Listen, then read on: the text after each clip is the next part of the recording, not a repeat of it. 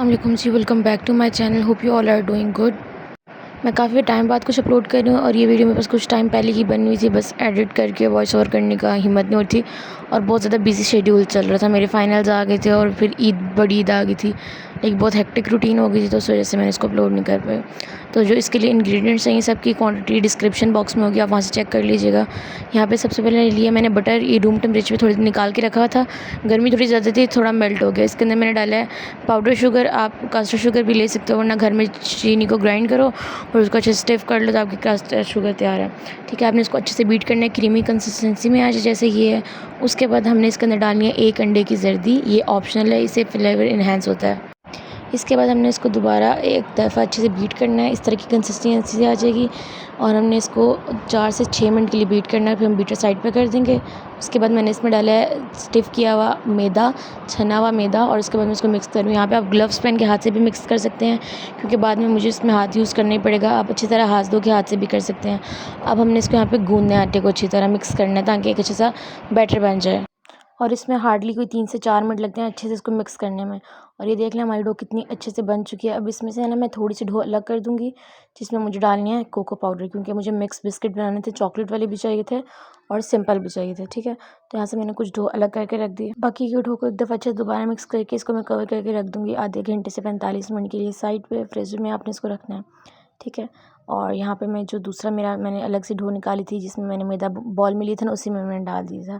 اس کے اندر میں ڈال رہی ہوں کوکو پاؤڈر. ہر چیز کی کوانٹٹی میں نیچے ڈسکرپشن باکس میں مینشن کر دوں گی، تو میک شیور آپ چیک کر لیجیے گا وہاں پہ. اب ہم کوکو پاؤڈر کو اس ڈو کے بھی اچھے سے گوندھ کے مکس کر لیں گے تاکہ یہ بہت اچھے سے ایک ایون سا ڈو بن جائے. کیونکہ کئی جگہ اس سے اگر آپ اچھے سے مکس نہیں کریں گے تو کسی جگہ پہ کوکو پاؤڈر بہت زیادہ ہوگا، کہیں پہ ہوگا ہی نہیں، لمس بھی آ جاتے ہیں اس طرح بن کے. ٹھیک ہے، تو آپ نے اس کو نا 1-2 منٹ دینے اور اچھے سے مکس کر لیں تاکہ سارا کوکو پاؤڈر اچھے سے ڈو کے اندر مکس ہو جائے، مرج ہو جائے. اچھا جی، یہاں پہ ہماری ڈو تیار تھی. اس کو بھی میں فریج میں آدھے گھنٹے سے 45 منٹ کے لیے چھوڑ دوں گی تاکہ سیٹ ہو جائے اچھے سے. یہاں پہ پہلے میں ایک بیچ بیک کر چکی ہوں اور دوسرا بیچ ہے میں نے بٹر پیپر ٹرے میں لگایا، اس کو آئل لگا کے بٹر پیپر لگایا. اور اس کے بعد میں نے یہاں پہ ایک اسٹینڈرڈ آپ کوئی بھی سائز لے سکتے ہیں. میں نے یہاں پہ 1 ٹی اسپون لیے اور اس کے اکارڈنگ میں نے اپنے بسکٹس کے سائز رکھے ہیں. ٹھیک ہے، تو آپ نے ہاتھ پہ لیا، اس کو گول گول کیا اور اس کو ہلکا سا فلیٹ کر دیا. تو آپ اسی طرح باری باری ڈفرینٹ شیپس بھی بنا سکتے ہیں. یہاں پہ میں کچھ گول شیپس بنائی تھی اور میں اس طرح کچھ اور شیپس بنا لوں گی. یہاں پہ ویڈیو فاسٹ فارورڈ میں کر رہی ہوں، آپ اپنی اکارڈنگ اپنی چوائس کے اکارڈنگ شیپ رکھ سکتے ہیں. آپ کوکی کٹر بھی یہاں پہ یوز کر سکتے ہو. میرے پاس کوکی کٹر نہیں تھا. باقی کچھ میں نے چاکلیٹ اور ونیلا کو مکس کر کے میں نے شیپ دی تھی، اور کچھ میں نے سمپل ونیلا تھے اور ان کے اوپر میں نے جو کرش کیا ہوا آلمنڈ لگائے تھے. اس کے علاوہ میں بسکٹ کی اور بھی ریسیپیز آپ کے ساتھ شیئر کروں گی، اور کوکیز کی بھی. یہ میں نے فرسٹ ٹائم ٹرائی کیا تھا اور ساتھ میں نے ریکارڈ کر لی تھا اور میرے بہت اچھے بنے تھے، میں نے ایکسپیریمنٹ کیا تھا. اب ہم اس کو بیک کریں گے. ہمارا اوون 180 ڈگریز پہ ری ہیٹ ہونا چاہیے 10 سے 15 منٹ کے لیے. اور اس کے علاوہ ہم برشز کو ملک سے برش کر کے پھر ہم اس کو بیک ہونے کے لیے رکھیں گے. اور جو میں بسکٹس بنا کے اس ٹرے میں رکھ رہی ہوں، یہ میں نے فرائی پین میں بیک کیے تھے. میں نے کیا کیا تھا، فرائی پین کو بالکل ہلکی سی فلیم پہ رکھ کے اس کو ڈھک کے رکھ دیا تھا تاکہ وہ پری ہیٹ ہو جائے. اور اس کے بعد میں نے اس کو آئل سے برش کیا تھا فرائی پین کو، اور اس میں یہ بسکٹس رکھ دیے تھے اور اسے 15 سے 20 منٹ کے لیے بیک کر لیے تھے. اور اتنے اچھے سے یہ بیک ہوئے تھے. اس کے علاوہ یہ ویڈیو میں کافی ٹائم بعد وائس اوور کر رہی ہوں، میرے پاس پڑی ہوئی تھی، میرا بہت ہیکٹک روٹین چل رہی تھی. آگے میں کوشش کروں گی ویڈیو تھوڑی ویک میں ایک ویڈیو دے دیا کروں.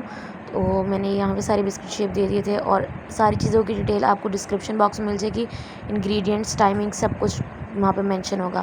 تو جو یہ والے تھے بسکٹ، جو زیادہ والے ہیں یہ میں نے اوون میں بیک کیے تھے، اور یہ تھوڑے والے ہیں یہ میں نے بیک کیے تھے فرائی پین میں. اور دیکھیں اس کے ویسے ہی کلر آیا ہے جیسا کہ اوون والے بسکٹس پہ آیا ہوا تھا. انفیکٹ دونوں ہی بہت اچھے بنے تھے. تو اگر آپ کے پاس اوون نہیں ہے تو آپ اس طریقے سے بنا سکتے ہیں، ورنہ آپ کڑھائی میں نمک ڈال کے اس کو پری ہیٹ کر لیں اور اسی طرح جیسا میں نے ٹرے میں بسکٹ بنا کے رکھے اس کو بیچ میں رکھ کے ڈھک دیں، اس سے بھی بہت اچھے بیک ہو جاتے ہیں. ٹھیک ہے، تو جی یہ میری بسکٹ کی اور یہ بہت سمپل ریسیپی، آپ آرام سے اس کو بنا لو گے.